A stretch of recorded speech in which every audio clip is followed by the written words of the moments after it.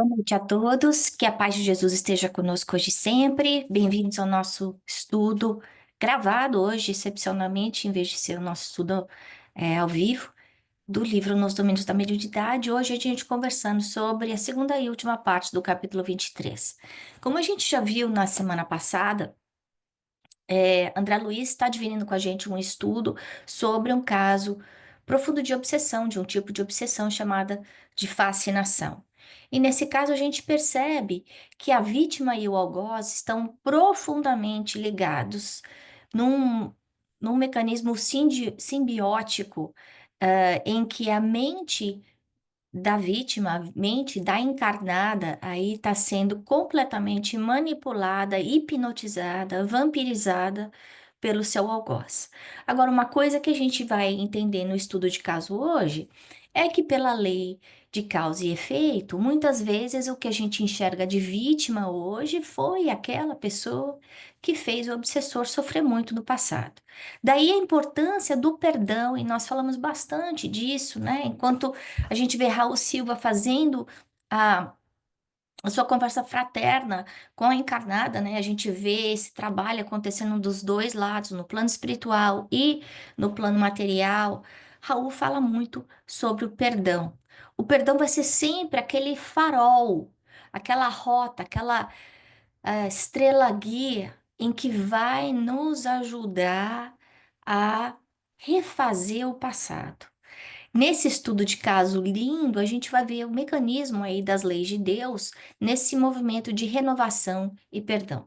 Então, umas coisas interessantes que a gente percebe aqui nesse capítulo, e esse capítulo eu sugiro aí ser usado como uma referência quando a gente tiver que dar uma aula sobre fascinação, porque ele fala aspectos muito importantes dessa simbiose hipnótica que existe entre o comunicante e aquela pessoa que tá dando, tá sendo o canal da comunicação, que está dando o médium, né? Os mentores estão cuidando dos dois lados, tanto do lado espiritual quanto no lado material. Então, Raul Silva está aí sendo inspirado para sua conversa fraterna com a senhora que está dando passividade e que está nesse movimento de psicose, né? Ela está rodopiando, uivando, gunindo, como se fosse um lobo. E a gente já estudou na semana passada que isso é um estado, infelizmente, mais comum do que a gente podia imaginar, que é chamado de licantropia. E nesse processo hipnótico da licantropia, o espírito algoz, ele manipula a mente da vítima e faz com que ela haja como se tivesse as características de um lobo, né? Então, Raul Silva está sendo inspirado pelos mentores, está conversando com a senhora. Do outro lado do plano espiritual, a gente vê a equipe de Aulos auxiliando esse espírito extremamente sofredor que está aí se expressando, que começa a se expressar pela senhora. E quando ele começa a falar, porque antes ela só estava rolando no chão, agindo como se fosse um lobo e uivando, rosnando, quando ele começa a falar, ele expressa aí umas frases desconexas que ninguém entende o idioma que ele está falando. E aí a gente vê uma outra coisa interessante. O mecanismo do passe, né? Porque a hora que os mentores, que é Aulos, dá o passe na parte da garganta da vítima, da encarnada, ele meio que limpa esses vasos de comunicação para que ela consiga expressar de uma forma mais precisa aquilo que o verdugo está falando, né? E os mentores não entendem o que está acontecendo, porque a gente está vendo que essa situação está acontecendo dentro de um centro espírita do Brasil. Então, está sendo falado uma língua completamente desconhecida. Hilário fica curioso, ninguém entende o que está acontecendo, Aulus vai auscultar para descobrir exatamente o que estava acontecendo. E a gente vê como nós já comentamos, não é possível a gente simplesmente achar que vai no centro, vai tomar um passe, existe a separação, o problema está resolvido. Para a gente ver a solução de um problema complicado, de uma obsessão profunda, como no caso de uma fascinação, de uma subjugação, é necessária a mudança mental da pessoa que está passando pelo problema, pela médium, no caso dela. Se ela não se transformar, se ela não se modificar, ela, mesmo que esse espírito seja separado, outros vão chegar. E a gente já viu que ele não está sozinho, ele está acompanhado por uma legião de espíritos junto dela, né? Então, ela, como é, ela como médium, a gente vê aí ela falando de uma forma transfigurada, e a hora que ela está explicando, a gente percebe que essa relação entre ela e o algoz é tão intensa que vai aí 1000 anos de história. Então, são séculos de uma repulsão compulsiva, um ódio doentio, uma situação muito infeliz e que eu achei lindo, porque Aulus, a hora que ele mergulha para entender a profundidade do trauma que aconteceu, ele fala: olha, é muito complicada essa história, é uma história muito triste e a gente não deve comentar. Porque se a gente comentar, a gente vai estar alimentando a energia negativa. E quantas vezes a gente está passando por um problema e a gente fica repetindo aquele problema e conta aquele problema e fala daquele problema, né? Então a gente vê nesse exemplo, num caso de obsessão desse, que a gente não sabe de onde a gente veio, que a gente não sabe as nossas veias de passado, que hoje a gente está aqui dentro de muitas vezes de um quadro familiar complicado. Às vezes um quadro familiar aparentemente comum, mas quais são as nossas raízes? O que será que fez com que a gente criasse essa, esse relacionamento, essa rede de intercâmbio entre nós? O que foi que a gente fez? Esse homem especial está falando um dialeto, uma língua antiga da velha Toscana. Então a gente vê uma outra coisa interessante. Nesse caso, a médium está falando uma língua que ela atualmente, naquele momento, desconhece. Mas como é que funciona isso? Se ela desconhece, como é que ela pode estar falando uma coisa diferente? E se a comunicação entre duas entidades no momento desse acontece pelo pensamento, por que essa mudança da linguagem, né? Porque a gente está vendo aí que essas duas pessoas, esses dois espíritos, a médium e essa entidade sofredora que está obsediando ela, estão intensamente afinados, interligados entre si. Então existe uma sintonia absoluta. A gente vê que tudo é mente. Então a comunicante ela não consegue controlar a sua vontade e serve aí como um vaso, expondo aí tudo o que o seu obsessor está querendo, né? Quando existem esses casos muito tristes, a gente percebe que os vínculos entre a vítima e o culpado é muito grande. E como eu comentei antes, a gente não sabe onde é que a gente coloca o ponto do começo. Porque nessa vida ela está sendo a vítima, mas na anterior ela foi aquela que magoou, que feriu. Nos casos de xenoglossia, existem essas forças profundas de passado que são trazidas no presente. A gente já estudou, já viu, que André Luiz nos fala aí daqueles 3 andares do castelo, né, em que a parte mais de baixo é o nosso subconsciente que fica guardado. Aulos faz o exemplo lindo aí do rio, que a gente vai falar daqui a pouco, né?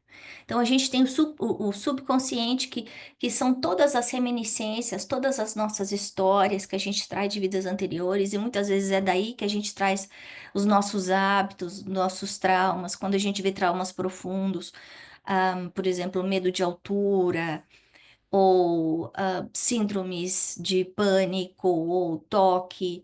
é, Qualquer coisa que seja um trigger de uma, Um comportamento que nessa vida a gente não consegue explicar. Por exemplo, o medo de água. Tem gente que não consegue aprender a nadar. Isso tudo está no subconsciente. Isso aconteceu numa vida passada, que eu preciso tratar. Depois eu tenho o consciente. No consciente é o presente. É o que eu estou lidando hoje. É a memória que está sendo usada pelo meu aparelho cerebral hoje. E eu tenho o meu superconsciente, que é essa consciência maior, de eu como espírito eterno. Muitas vezes a gente olha para nós no espelho e a gente acha que tudo que a gente está vendo é o que é. E a gente tem que lembrar que nós somos aquele avatar, e nessa vida a gente tem uma persona, como explica a Joana de Ângelos nos seus livros de psicologia transpessoal, mas que o nosso ser é aquele self mais profundo, que aí traz uma bagagem muito mais ampla, né? Então a gente está vendo que nesse caso da xenoglosia, o desencarnado ele está aí usando esses artifícios, essas energias, esse conhecimento que existe no nosso subconsciente, é como se ele mergulhasse nesse rio profundamente e buscasse aquela informação. É uma informação que está arquivada na nossa memória, mas que não está disponibilizada nessa vida do consciente. Mas nesse caso, a gente está vendo aí o passado voltando no presente de uma forma intensa. A gente tinha visto no capítulo anterior um caso de animismo em que a própria médium estava aí voltando nas reminiscências do passado por causa da sua cristalização mental. Nesse caso, a gente vê outro tipo de cristalização mental. Uma cristalização mental em que nenhum dos dois trabalhou o suficiente a sua reforma íntima, continua mergulhado nessa simbiose doentia do ódio e pela sintonia inferior perversa, a gente vê um problema de uma mediunidade desequilibrada desse tanto. E aí Aulus fala pra gente desse moço que foi um legionário de Hugo de Arles. Eu fui olhar online. Esse, esse Hugo de Arles, ele foi um duque da Provença do século X. Isso está na Wikipedia. E, e Aulus, o que ele fez? Ele foi ver o que foi que aconteceu. Esse legionário, esse espírito que está obsediando a senhora, traz memórias horrorosas, né? E na época de Hugo, então, para ele satisfazer o amor dessa mulher, que infelizmente não correspondia ao seu devotamento, ele acabou estrangulando os próprios pais. Então, ele traz aí dentro da sua memória a consciência de tristeza, de culpa, de revolta, de indignação. Os dois, nesse caso, a senhora que está passando pelo caso de licantropia, a médium desequilibrada, quanto o obsessor.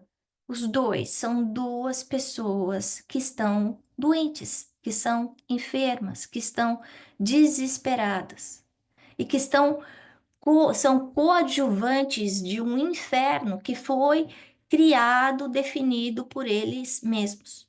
E por isso que Aulus fala, né? Não vale a pena a gente comentar esse mal, porque a gente estaria aí alimentando essas memórias e colocando ainda mais lenha na fogueira, né?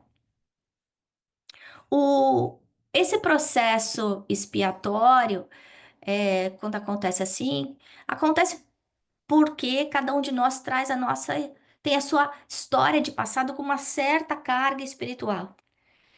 E para que a gente mude a página, é necessário que a gente renove o nosso pensamento. Daí, de novo, a importância da reforma íntima que a doutrina espírita fala tanto. E que muitos de nós espíritas falam, poxa, mas é tão difícil mudar, mas é a reforma íntima, porque vai ficar para outra vida, porque eu não consigo fazer isso agora.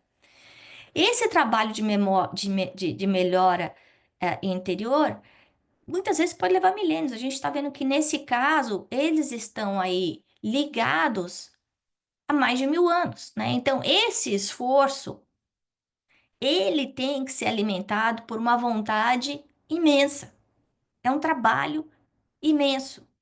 E a gente só consegue fazer isso através do autoconhecimento, conhecendo as nossas limitações, conhecendo os triggers que fazem a gente agir de uma certa maneira ou de outra e modificar aquilo que precisa ser modificado, né?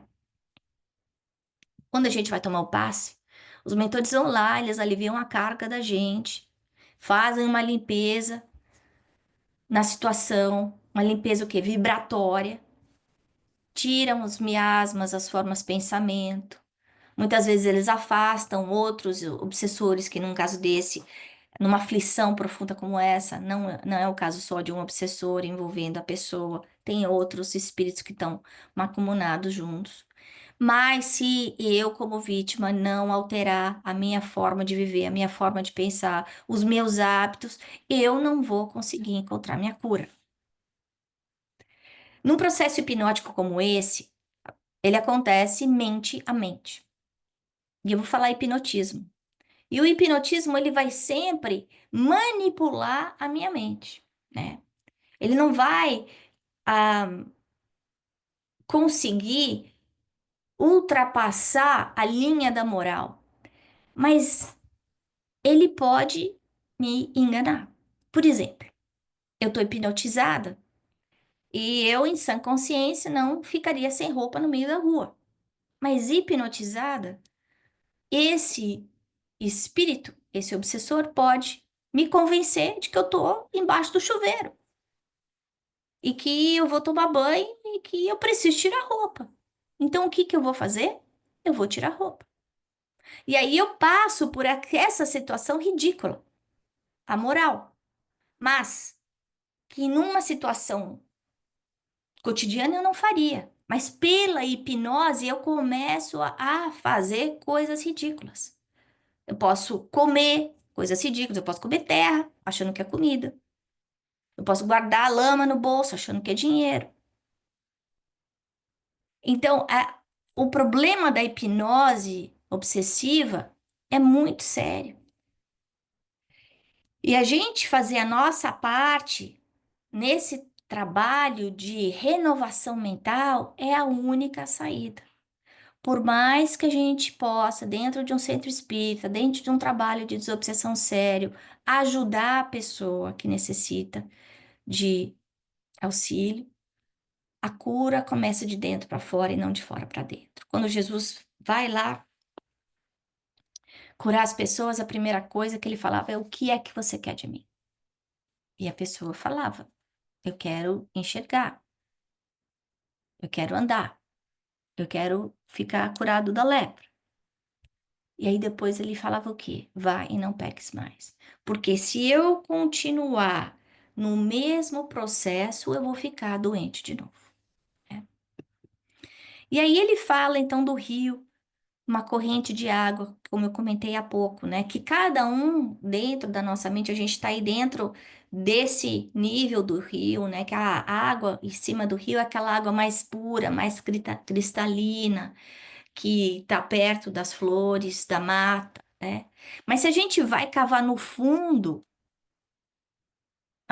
na profundeza do rio, a gente vai perceber que existe um lamaçal. Então, ele fala aí desse tesouro educado ou inculto. Então, essa história que a gente trouxe, qual é a nossa bagagem de passado?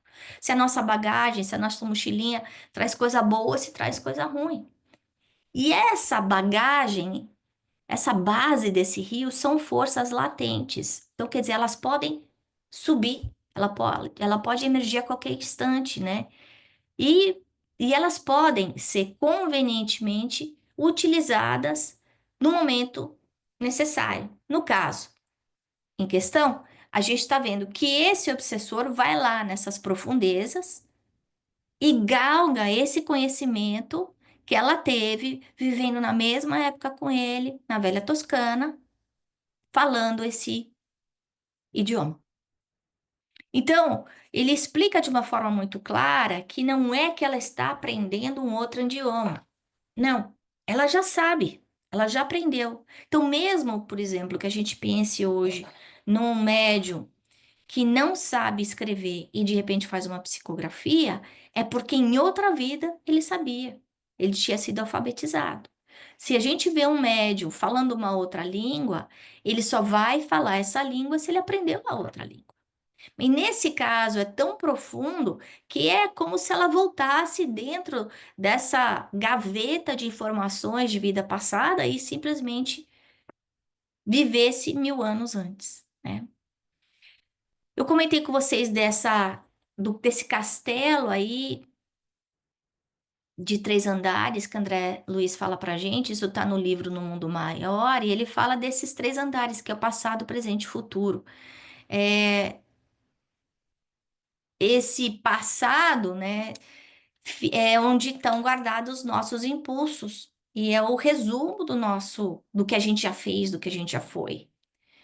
No presente, né, nesse segundo andar, a gente tem as nossas conquistas atuais, o nosso trabalho, as nossas qualidades nobres, os nossos esforços, o que a gente está construindo. E no terceiro, as nossas intenções superiores, os nossos objetivos, o que a gente quer atingir um dia, né? Então, lá embaixo estão os nossos hábitos, o nosso automatismo, o nosso instinto. Depois o outro, o atual, o nosso esforço, a nossa vontade, que precisa vencer esse automatismo. E no andar de cima, essa morada superior que deve ser alcançada à medida em que a gente evolua, né? Então, a gente está aí comparando com o subconsciente, com o consciente e o superconsciente. Então, dentro de nós, espíritos eternos, a gente vai estar carregando sempre o passado, o presente e o futuro. Então, nesse caso, voltando, o perseguidor e a perseguida, eles estão nessa estreita ligação de sintonia, de hipnose, de telepatia, em que ela simplesmente reage a tudo que ele manda, né? Ele é auxiliado, ele é afastado, mas mesmo afastado, ela ainda continua nessa alucinação. Olha isso, gente. De longe, ele continua atuando nela. E depois ele é literalmente pela vibração separado, mas ela continua ainda alucinada até conseguir se acalmar. E quantas vezes a gente não vê isso com a gente, né? Muitas vezes a gente tem reações, atitudes que se alguém tivesse gravando com uma câmera, parece um ataque de loucura, né? Quando eu perder meu equilíbrio, a minha paz, eu começar a agir de uma forma enlouquecida, do ponto de vista espiritual, nós estamos enlouquecidos espiritualmente. Nesse caso, os dois são grandes enfermos necessitando de auxílio. E aí o fechamento lindo, né? Que é a oportunidade do perdão. E Aulus explica: esse caso é tão complicado que essa entidade vai encarnar, vai voltar na barriga dessa senhora. Ela está sendo preparada, porque é a única solução para um caso como esse. Ela e o seu verdugo, ou ela também, pensando que tinha sido verdugo, vão se encontrar como mãe e filho. Porque não existe uma outra alternativa para um trabalho redentor para neutralizar esse ódio milenar, né? Então, a gente vê essas energias que existem entre as mães e os filhos, e imagina numa situação como essa se ela resolve fazer um aborto, por qualquer razão. O que é que vai acontecer dentro dessa inimizade, nesse quadro de ódio recíproco, né? No caso desse amor materno, ela, através da sua dedicação como mãe, ela vai acolher no seu seio aquele que a perturbava. À medida que ela receba esse filho nos braços, esse problema de fascinação vai desaparecer. Então, para a gente resumir e encerrar, a importância do perdão, né, no nosso dia a dia. Jesus falava: antes de você me seguir, vai e se acerta com aquele a quem você feriu, que te feriu. Enquanto é tempo, vai lá, pede desculpa. Porque às vezes a gente acaba levando essa inimizade de um jeito por vidas e sofrendo consequências muito complicadas. A outra coisa é a gente lembrar que toda prova é oportunidade de renovação, de crescimento, de uso, de troca da nossa vontade, do nosso esforço. Então a gente não tem que olhar como um sofrimento, como só dor. Não, a prova dói. Mas a gente tem que pensar o que é que eu tenho que aprender com isso. Se eu estou passando por um caso de fascinação, se alguém na minha família está passando por um caso profundo de obsessão como esse, o que é que precisa? Precisa de renovação mental, precisa de reforma íntima, precisa de mudança de hábitos. Somente o passe não resolve.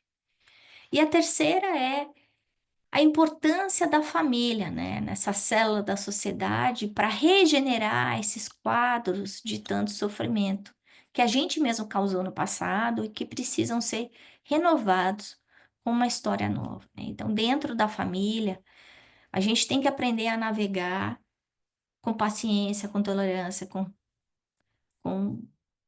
paz no coração mesmo, perdoando aquelas pessoas com quem a gente tem dificuldade, compreendendo que elas não estão no nosso caminho por acaso, e que nessa vida eu não vim para brigar, eu vim para aprender a amar. Então, se eu voltar e pensar, não, mas essa dificuldade é porque eu descobri que na outra vida ele fez isso, isso, isso, significa que eu estou cristalizada ainda no passado. Se Deus me colocou essa pessoa dentro de casa, dentro dessas quatro paredes, é porque eu tenho que reescrever essa história de uma forma muito melhor. Então, com isso, nós vamos agradecendo aí a André Luiz, a equipe de Emmanuel, por essa oportunidade, por esse estudo tão profundo, sobre a fascinação. Antes de encerrar, eu queria comentar também uma outra coisa que está me correndo, que é sobre a mediunidade em crianças, que muitas vezes a gente vê as crianças agindo dessa forma, né? Mudando, alterando a personalidade de uma forma violenta, muitas vezes também uivando e fazendo barulhos esquisitos. A gente tem que lembrar que o espírito de uma criança não tem a ideia de cronológica da criança. A criança pode ter seus 5, 7, 10, adolescente de 15 anos, mas é um espírito eterno que também tem esse castelo com esses três andares. Então, no nosso centro espírita, a gente já viu alguns casos aí com crianças com alteração de personalidade, que eu acho que é importante a gente entender que essas crianças precisam de um apoio ah, também de fluidoterapia, assim como os pais. Quando casos como esse acontecem, são chamamentos de despertamento consciencial não só para a criança que está sofrendo a atuação do obsessor, mas também para os pais que estão aí sofrendo vendo seu filho passar pelas dificuldades, né? Então é a oportunidade de renovação da família que muitas vezes foi cúmplice numa vida anterior. Então que a gente aprenda aí com o André Luiz, que nós todos consigamos renovar os nossos sentimentos, principalmente em relação àquelas pessoas que são mais difíceis, dentro do nosso cadinho de amor e renovação, que é a nossa família. Que Ele nos abençoe, que Jesus nos abençoe e nos inspire hoje e sempre. Muito obrigada e até a próxima semana.